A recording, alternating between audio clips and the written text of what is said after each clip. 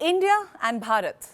You must have heard both these terms all through the week. To be specific, India was used 6.1 million times on social media. Bharat, over 1.9 million times. The last time these words were used so many times was probably during the Independence Day week.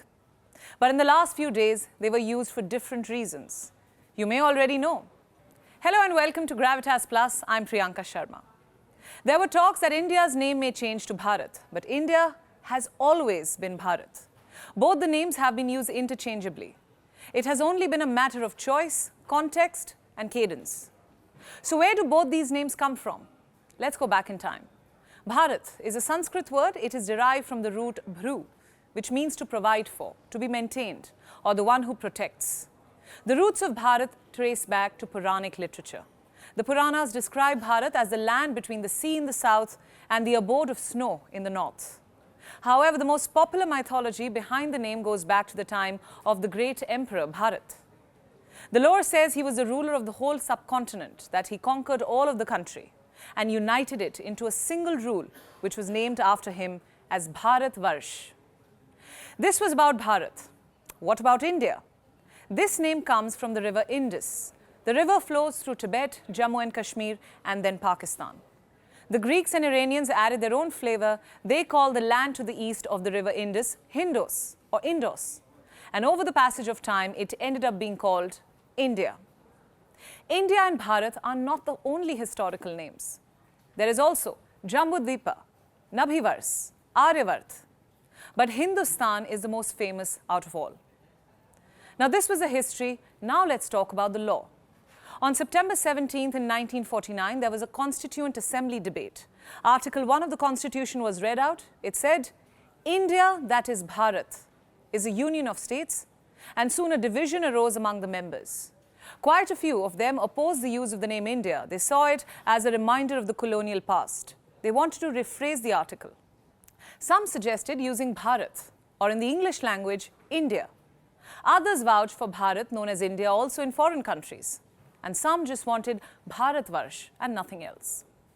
But none of the suggestions were taken by the committee. In the end, the Constitution maintained India, that is Bharat. But the debate didn't just end there. Over the years, there have been pleas and petitions to change India's name. In 2020, a Delhi-based businessman sought an amendment to Article 1 of the Constitution. He wanted India to be renamed Bharat or Hindustan. He claimed that India did not represent the culture of our country, and renaming it to Bharat would help citizens shed colonial baggage. But India cannot be renamed. It already is Bharat. That's what the Apex Court said. The petition was dismissed. In 2016, there was another petition seeking to drop India from Article 1. India's top court had snubbed it as well. The court said that every Indian had the right to choose between Bharat or India, that it cannot decide what a citizen should call his country. So why has this discussion ignited again? Thanks to this document that went viral on social media. You may have seen it already. It's the dinner invite to G20 leaders. It says the President of Bharat, not India, but Bharat. Then we have this one. It's a note on Prime Minister Modi's visit to Indonesia for the ASEAN summit. It again says the Prime Minister of Bharat. While this managed to gather eyeballs all across the country and beyond, this wasn't the first time it had happened.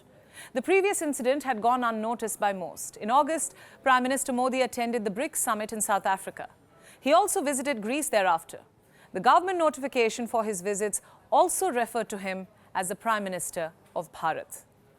What many fail to understand is that it's not a change of name, but simply a change of nomenclature.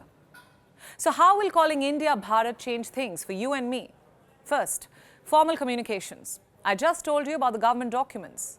In the United Nations, India's name is the Republic of India. Will it also change to Bharat? Take the example of Turkey. Last year, it went from Turkey to Turkey.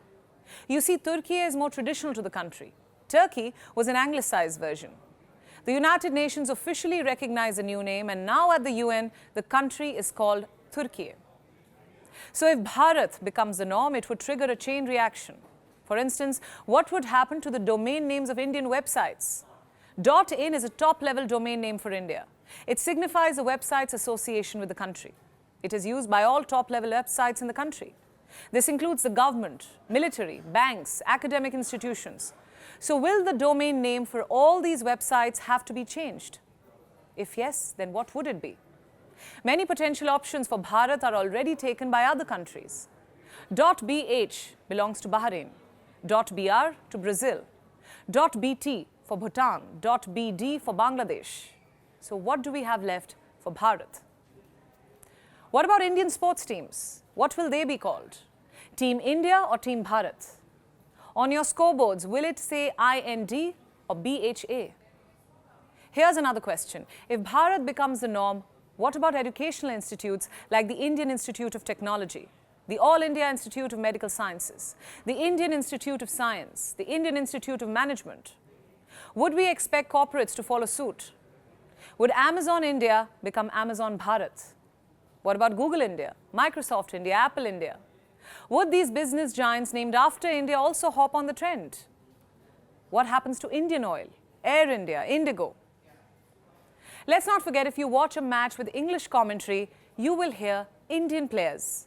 But the same match in Hindi commentary will say Bharatiya Khiladi. In India's national anthem, Rabindranath Tagore did not write India Bhagya Vidhata, but Bharat Bhagya Vidhata. While we have the Indian Institute of Science, we also have the Bharatiya Vidya Bhavan. If there is Indian Oil, there's also Bharat Petroleum, Bharat Pay, Bharat Forge. What's Bharat to a Hindi speaker? It's Bharatam in Malayalam, Bharat Desam in Telugu.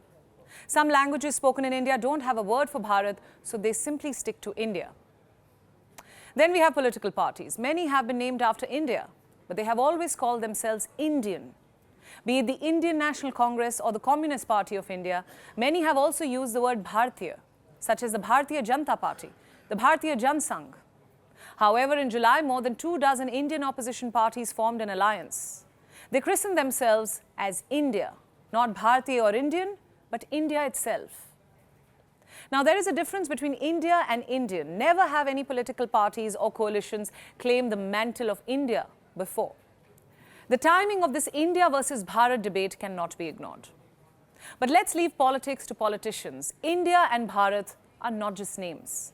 They carry sentiments of more than 1.4 billion people at that.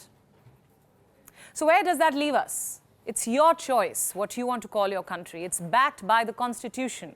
India, that is Bharat. It's your right. You get to choose if your motherland is India or Bharat.